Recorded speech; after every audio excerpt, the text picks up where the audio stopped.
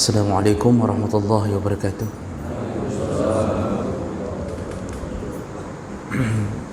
Alhamdulillahi rabbil alamin, wa bihi nasta'in ala umuri dunya waddin. Asyhadu an la ilaha illallah wahdahu la syarika lah, wa asyhadu anna Muhammadan abduhu wa rasuluhul karim.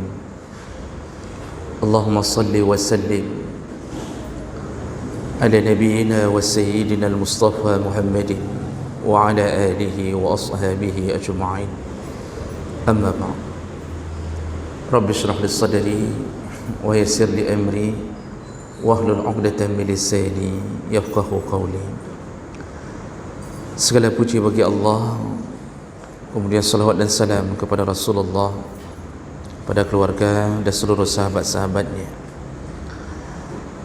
Ya Allah, muliakan insyaAllah Bapak Ibu jamaah salat subuh yang telah berusaha hadir kerana Allah, maka Allah lah yang membalas setiap langkah kedatangan kita insyaAllah.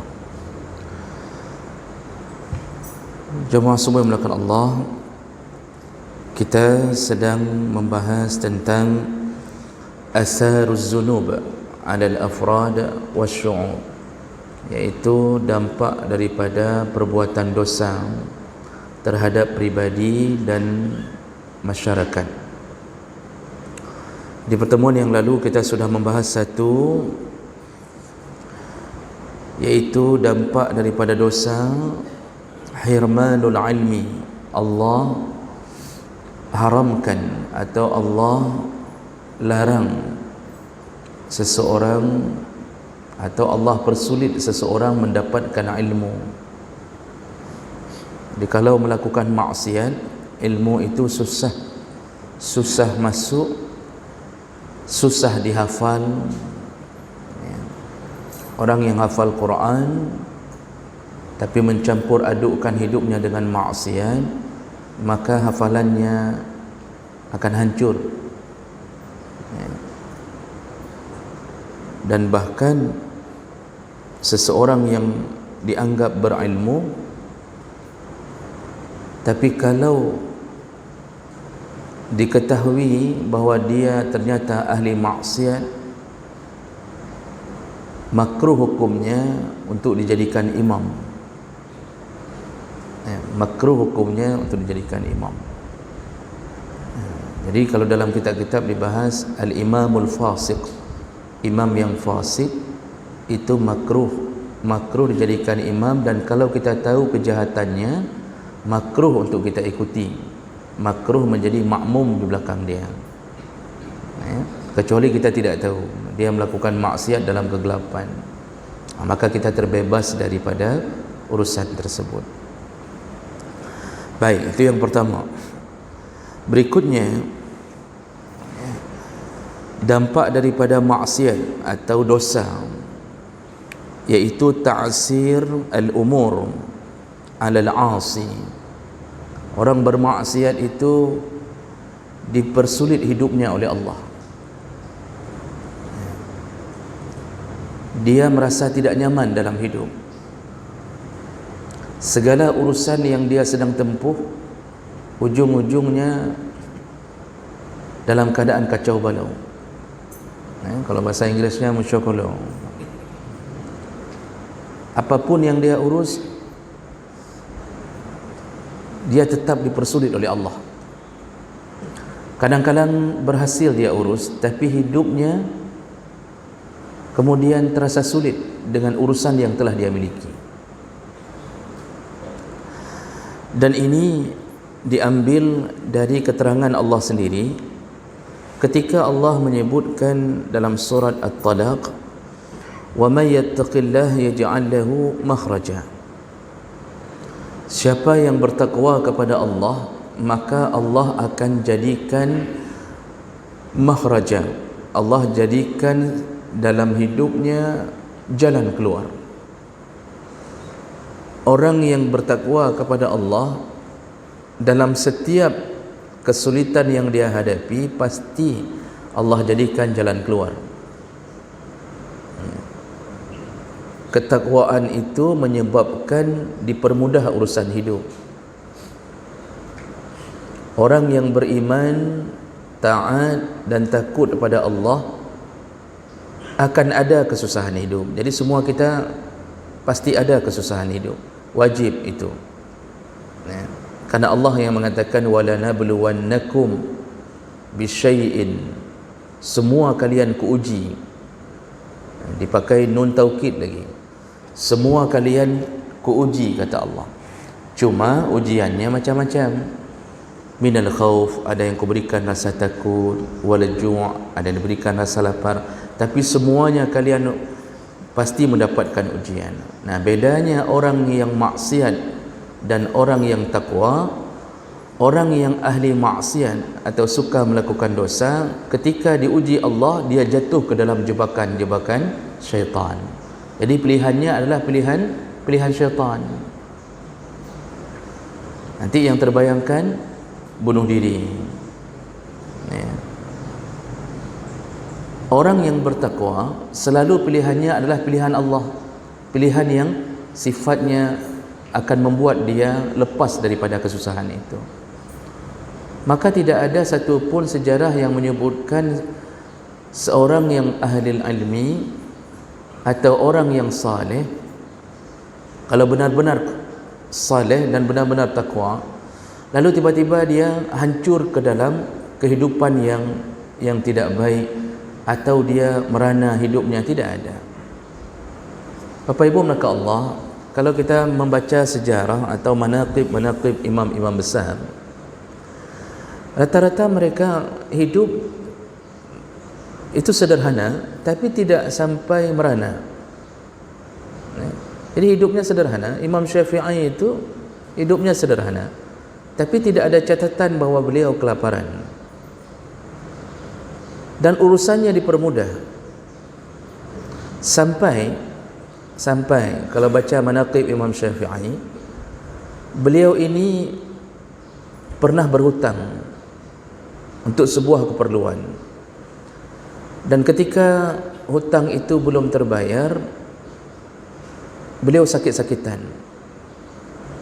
Beliau meninggal dengan penyakit wasir, ambeien. Sampai murid-muridnya mengatakan ketika beliau menaiki kenderaan, kadang-kadang hampir seluruh celana yang beliau pakai basah dengan darah karena sudah terlalu parah. Jadi beliau Allah beri ujian melalui wasir, tapi beliau tetap mengajar.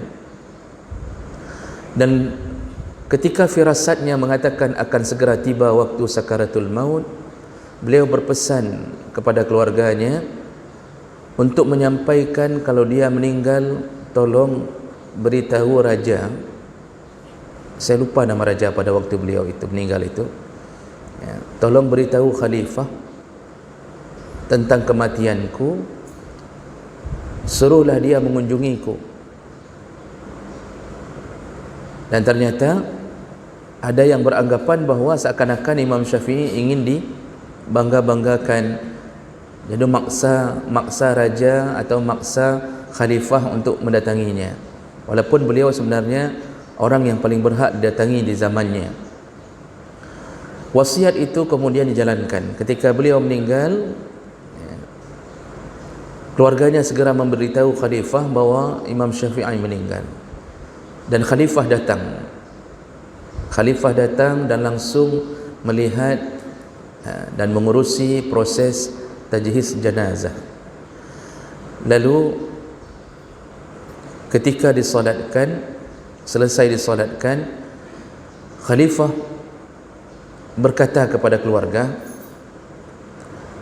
apakah ada masalah atau adakah sesuatu yang menjadi beban bagi guru kita Imam Syafi'i? Keluarga mengatakan tidak ada, kecuali hanya hutang yang belum sempat kami bayarkan, kerana beliau setelah berhutang tiba-tiba sakit-sakitan. Berapa hutangnya? Saya lupa berapa jumlah hutangnya dalam kisah tersebut, disebutkan oleh keluarga. Lalu kemudian raja langsung mengatakan, hari ini kutanggung semua hutang Imam Syafi'i, akulah yang menjamin untuk membayar hutangnya. Dan ternyata keluarga baru tahu kenapa Imam Syafi'i maksa supaya memberitahu khalifah agar dia ketika dia meninggal. Ternyata ujungnya Allah Subhanahu wa taala telah menentukan Imam Syafi'i yang seakan-akan akan meninggal dengan hutang, ternyata hari itu juga dibebaskan hutangnya, dijamin hutangnya oleh khalifah. Ini firasat orang saleh. Orang bertakwa itu hidupnya dipelihara Allah. Orang yang selalu mengunjungi masjid, tidak bermaksiat, selalu dalam lindungan Allah. Bukan tidak ada masalah, tapi masalahnya selesai di bawah bimbingan Allah. Kita semua punya masalah yang berbeda. Kita semua punya masalah dalam keluarga. Kita kadang-kadang merasa kesempitan di saat anak kita masuk kuliah, ya, atau sekaligus anak pertama kuliah, anak kedua SMA, anak ketiga masuk SMP atau masuk pesantren. Sekaligus harus mengeluarkan dana besar dan kita bingung. Dan kita adalah orang yang menjaga hak Allah. Pasti Allah berikan jalan keluar. Ada saja cara. Entahkah bertemu dengan seseorang lalu bertanya, "Kibantinya apa khabar? Jino tengah belum pertama kuliah. Yang siro tu pah dai tamang pesantren." Lalu tiba-tiba entah dari mana ide dia mengatakan, "Kah beres mandu urusan kan? Sudah beres urusan." Lalu sebenarnya beres, cuma yang kemudian bak peng tamang katakan. Padahal tidak ada rencana diminta. Langsung dia mengatakan, "Berapa? Uang masuk berapa?" Masuk kuliah sekitar 4 juta, yang pesantren sekitar 8 juta masuk pertama. Jadi kakak menang, kata dia. Kalau begitu ya sudahlah, biar saya tanggung. Itu banyak terjadi Pak pada orang-orang yang saleh. Banyak terjadi pada orang-orang yang bertakwa kepada Allah. Allah pelihara dia dari kesulitan hidup. Jadi dia tidak akan masuk ke dalam ma'isyatan dangka. Dia tidak akan masuk ke dalam sebuah ma'isyah yang sempit. Walaupun terasa sempit, tapi dia tidak akan masuk ke dalam lorong itu. Ini akibat kita selalu bersama Allah Subhanahu wa taala. Dan ciri orang bersama Allah adalah imtisal li awamirih, selalu taat kepada apa yang diperintahkan Allah. Wajtinab nawahihi, dan dia selalu mencoba menjauh dari yang dilarang Allah. Ini kekuatan intinya begitu. Asal dia mendengarkan sesuatu perintah, ciri orang bertakwa selalu berusaha berlomba. Ketika dia mendengar bahwa ini maksiat, kalau yang haram dia jauhi, kalau yang makruh dia hindari. Itu ciri orang bertakwa. Jadi orang takwa itu tidak terbiasa dengan dunia makruh. Yang haram dia jauhi, yang makruh dia hindari. Dan itu sebuah janji Allah. Allah tidak akan melanggar dari apa yang telah dijanjikannya. Maka jemaah melakukan Allah, berhati-hatilah dengan maksiat, karena maksiat menyebabkan dosa, dan dosa itu menyebabkan hidup kita sulit. Tadi Allah katakan yang bertakwa kepada Allah, Allah jadikan hidupnya punya jalan keluar. Mafhum mukhalafahnya, jadi diambil pemahaman dari ayat ini, yang tidak bertakwa kepada Allah artinya dia jatuh ke dalam dosa dan kelalaian, maka Allah akan jadikan hidupnya sempit. Tidak sempit di awal, sempit di tengah. Tidak sempit di tengah, sempit di akhir. Jemaah maka Allah, kalau kita merasa bahawa ada jalan keluar padahal kita tidak dekat dengan Allah, maka yang diberi ide itu berdasarkan tunggangan syaitan dan nafsu. Ini kita sedang sempit nih. Kalau orang takwa begitu dikatakan, begitu dia tahu dirinya sedang sempit, maka dia bersabar dan berdoa kepada Allah. Dia berusaha semampu mungkin, yang penting halal. Kalau orang tidak takut pada Allah, maka ide yang muncul adalah pinjam peng. Pinjam pengnya sudah ada rencana dari awal. Pinjam pengnya ke bank, pinjam pengnya ke rentenir, itu sudah rencana dari awal. Alah dah pinjam ke dia, hana mungkin dia dah duduk lah rumah lagi ni. Dan apa yang terjadi ketika sudah selesai pinjam, ingat-ingat ayat Allah, yamhaqullah ar-riba. Orang yang sudah terjun ke dalam dunia riba, Allah hancurkan. Allah hancurkan. Yamhaq, pasti yamhaq. Bagaimana cara Allah hancurkan? Setiap bulan selama 15 tahun ulai sakit.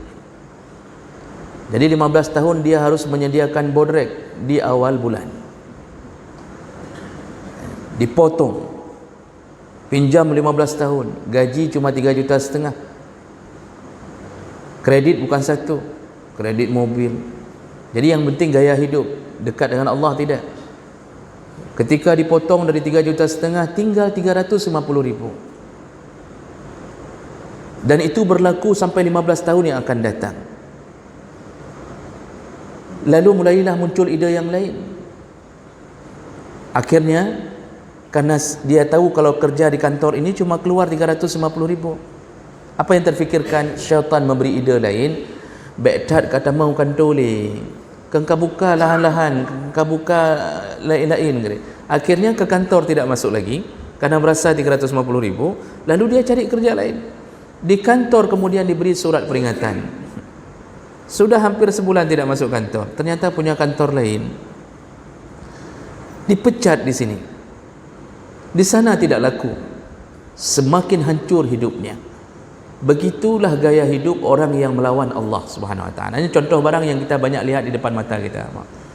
Ya, jadi pening dia asal ketemu kita, hai dah berkilinya, hana ni, peng pi hana ni, titik bulan hana ni. Jadi hidupnya dalam keadaan terus-terusan.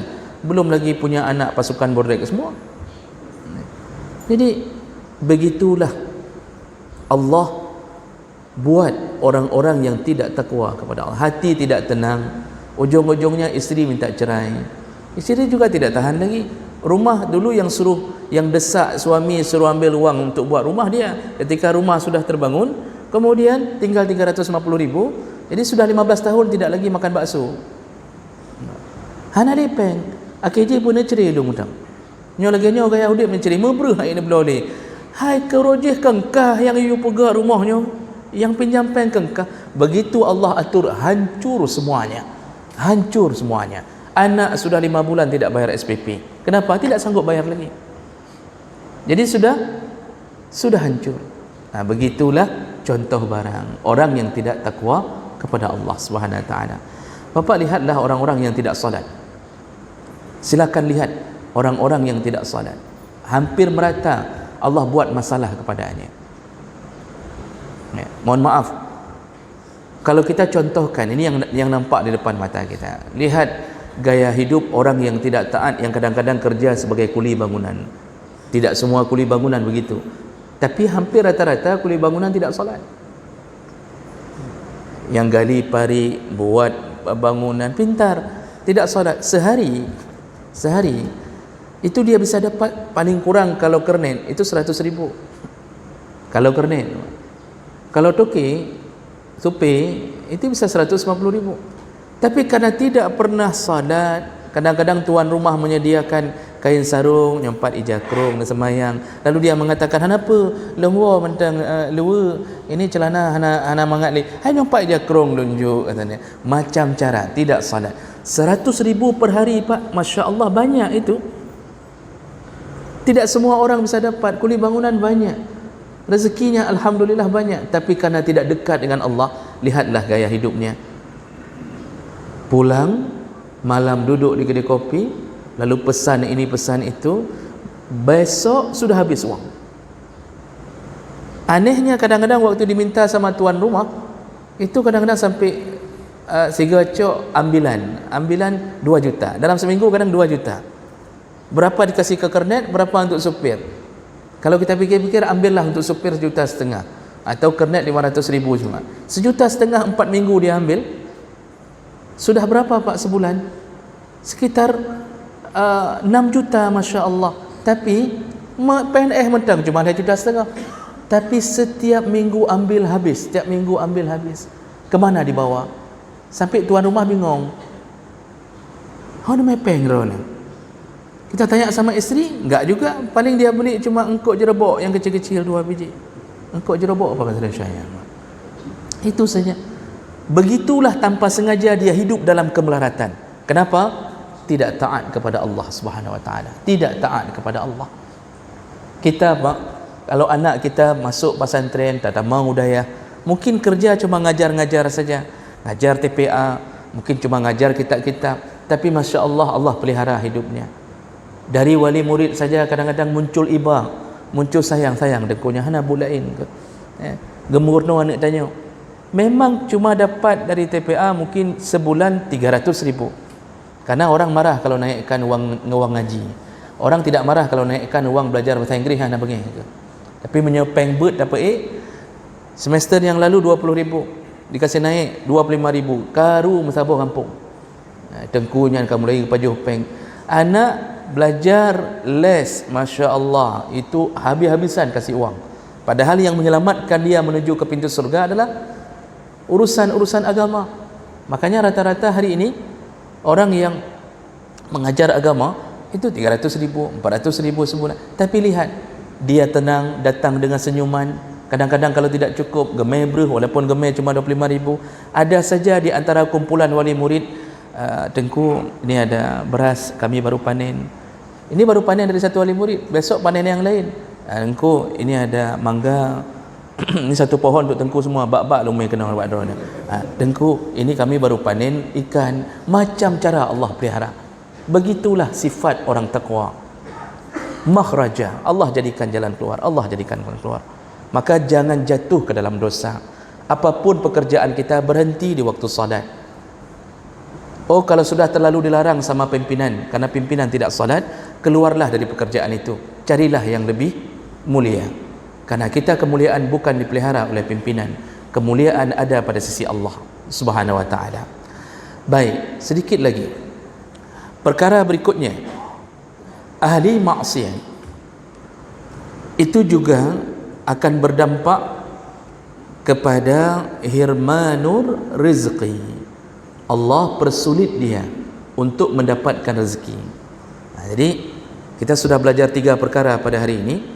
Kalau orang yang suka bermaksiat, Allah haramkan ilmu, susah mendapat ilmu.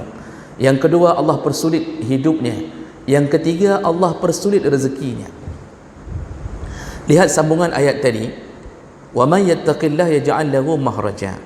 Orang yang bertakwa kepada Allah, Allah jadikan dia punya jalan keluar dalam segala masalah. Wa yarzuqhu min haitsu la yahtasib. Dan Allah bisa berikan rezeki kepada dia dalam keadaan tidak terduga-duga. Yang ciri-ciri orang takwa. Allah mengatakan min haitsu la yahtasib. Dia sendiri tidak mengira akan dapat rezeki itu, tapi Allah beri rezeki. Tidak terduga-duga bisa bermakna datang dalam jumlah besar tiba-tiba. Jadi misal tiba-tiba ada saja, Ustaz, nama toro ni. Misal ditanya sama jemaahnya, Ustaz dah punya mobil, saya lihat Ustaz dengan kereta selalu. Lalu diusulkan oleh jemaahnya, begini saja Ustaz, Ustaz datang ke showroom, ya cak motor siapa. Lalu Ustaznya bilang, tapi saya enggak sanggup bayar, dan itu saya enggak mau dunia kredit. Kata jemaahnya, saya tidak suruh Ustaz bayar, saya suruh ambil. Begitu Pak, saya tunggu-tunggu sampai hari ini Pak. Jadi jemaah melakukan Allah Subhanahu wa taala. Ini contohlah. Itu contoh. Dia maksud min haitsu la yahtasib, itu bisa datang, orang takwa itu bisa datang rezeki yang dia tidak duga. Hana sangka tiba-tiba dibangunkan rumah untuknya, tiba-tiba ada saja hamba Allah yang dikirimkan oleh Allah, digeser hatinya oleh Allah untuk memperhatikannya. Ada saja. Kalau kita pernah buat balai pengajian kecil Pak, kecil. Ketika orang sudah tahu kita sudah 1 tahun, 2 tahun ikhlas, tidak ada rezeki, tidak ada apapun, kadang-kadang cuma sedikit tidak cukup. Untuk urusan itu saja, kadang-kadang ada saja orang-orang kaya yang kemudian bertemu, Ustaz, apa yang bisa kami bantu untuk balai ini? Ya sudah, kita beri tanah, kita cari tanah. Yang penting Ustaz nyaman mengajar. Nanti ada yang datang lain, kami tanggung gaji Ustaz selama sebulan. Yang penting dia nak semebut saja. Nepurno anak kamu, gaji baklung. Ini orang kaya ini datang, siapa yang menuntunnya? untuk menemui orang-orang yang mengajarkan agama Allah. Allah yang menuntunnya. Kenapa pilihannya kepada fulan? Allah yang menuntunnya. Tidak ada sesuatu pun yang terjadi kebetulan di dunia ini. Semuanya dari hasil izin Allah Subhanahu wa taala. Jadi min haitsu la yahtasib bisa bermakna dia dapat rezeki yang tidak terduga-duga, atau makna berikutnya bisa bermakna yang dia sendiri tidak mengira itu rezeki padahal rezeki. Dia sendiri tidak mengetahuinya sebenarnya rezeki besar, tetapi sebenarnya itu rezeki. Karena orang selama ini memahami rezeki itu cuma pada harta, mengira rezeki itu harta, padahal rezeki itu tidak mesti harta. Allah bisa berikan rezeki melalui keberkahan tubuh. Allah sehatkan seseorang, itu rezeki. Allah bisa cabut harta seseorang melalui penyakit. Kumpul uang bertahun-tahun. Sekali sakit harus operasi yang tidak bisa ditanggung oleh KIS. Apa tahu KIS?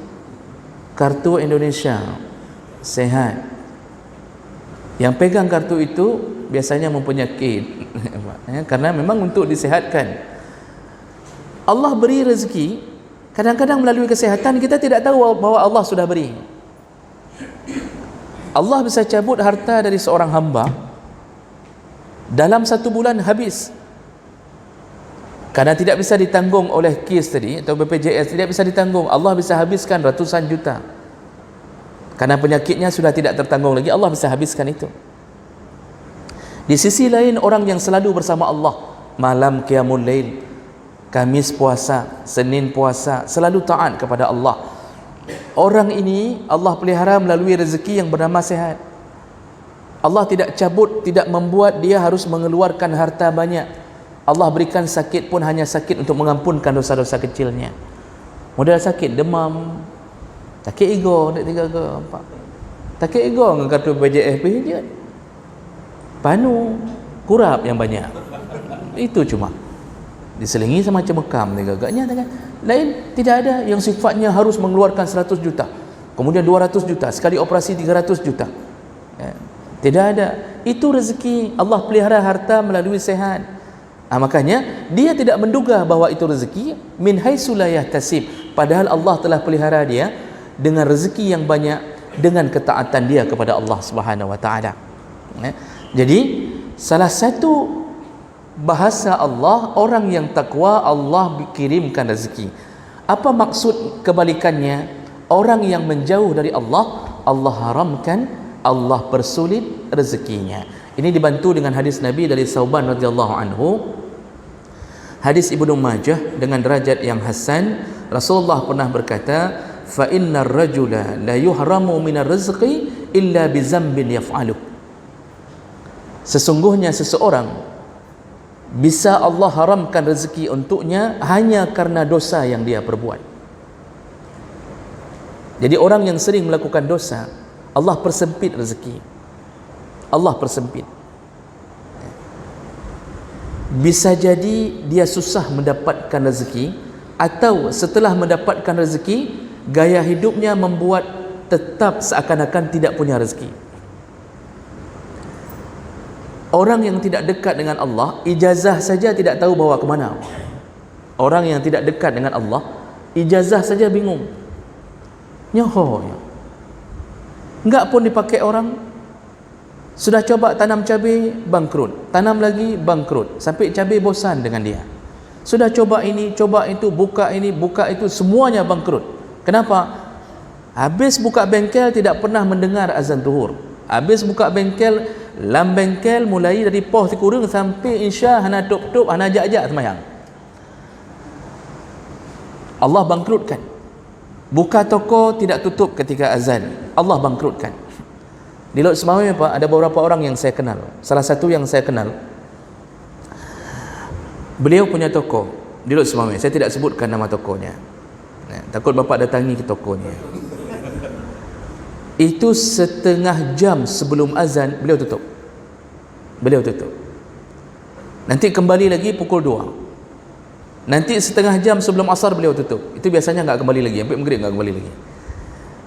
Pagi cuma buka jam 9. Setelah melakukan salat duha beliau buka. Nah, saya kenal beliau dan saya lihat tokonya. Dulu toko beliau itu berdiri karena beliau keluar dari dunia riba.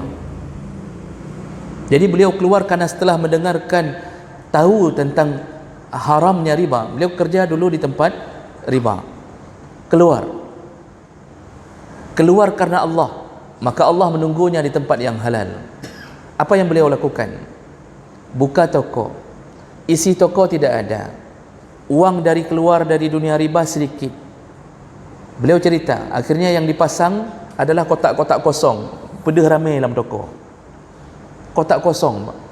Bahan yang beliau jual, materialnya itu cuma sedikit.